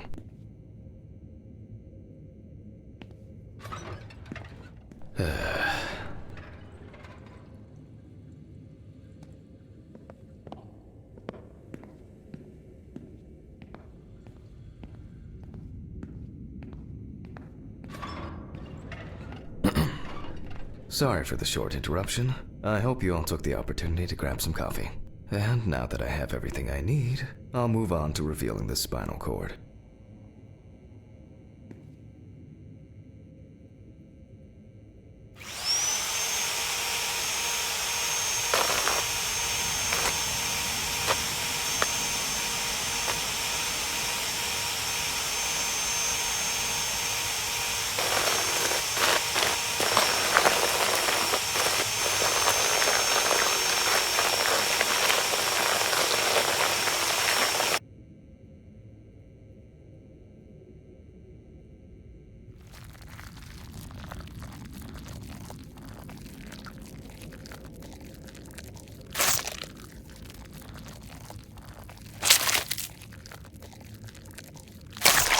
spine is removed. I can see that the spinal cord was not severed. This shows that apart from the marks around the neck, hanging didn't negatively affect the condition of the deceased. Ladies and gentlemen, almost over. Now, to sum up and tidy away the body.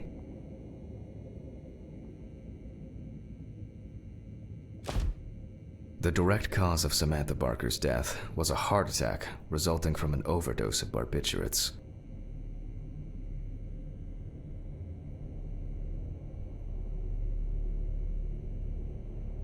Traces found on the body suggest that the overdose was a deliberate act, following a failed attempt to hang herself.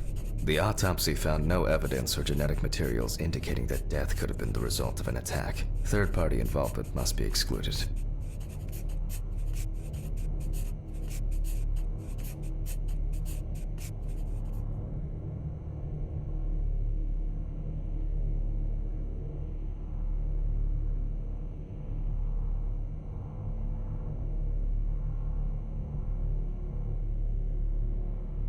Autograph, and we can start sewing.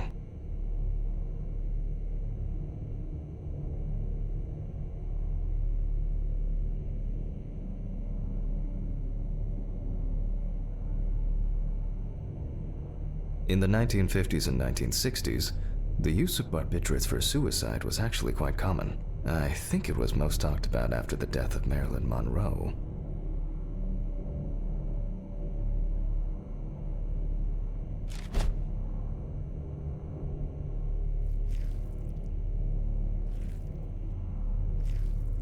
At home, it was a help and comfort. On death row, a farewell to the convicts.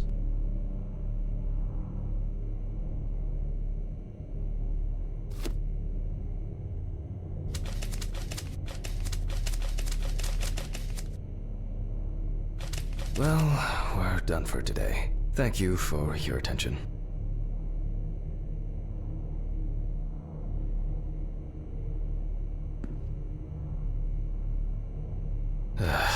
Tiring day. I can feel those hunger pains coming on. I guess I'll have to pick something up along the way. Gloves in the trash, leave the apron for cleaning. Now I can go. Camera. I didn't turn it off.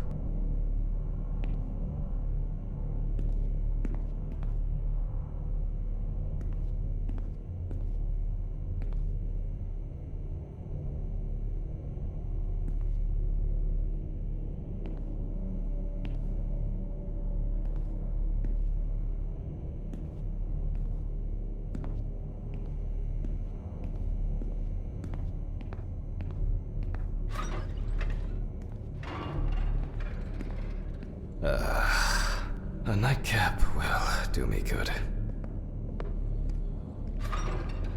Good night, Mr. Ridley.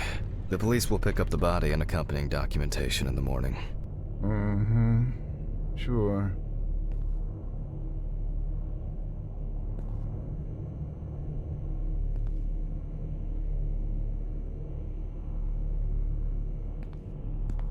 I guess there are actually two things in this world you can be certain of.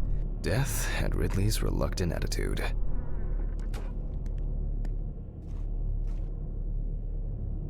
Alright, maybe three things. My whiskey on the rocks when I get home.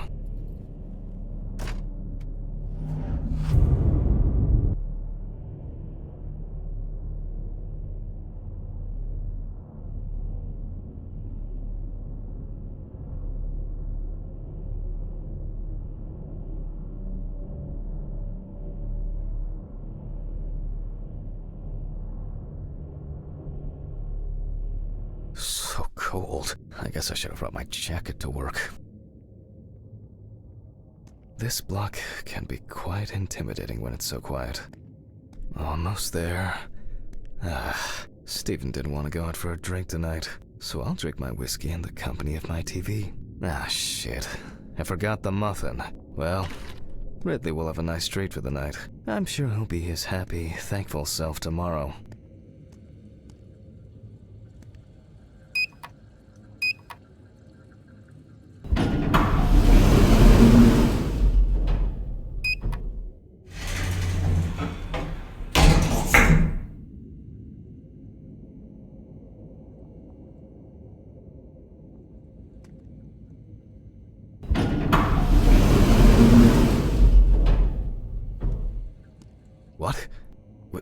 What? What the fuck? But I locked it. I'm sure of it.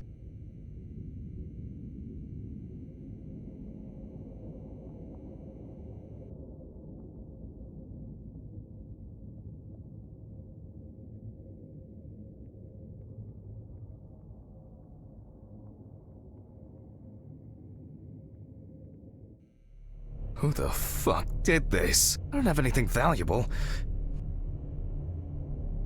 Money. They must have stolen the money. Oh god. Oh god.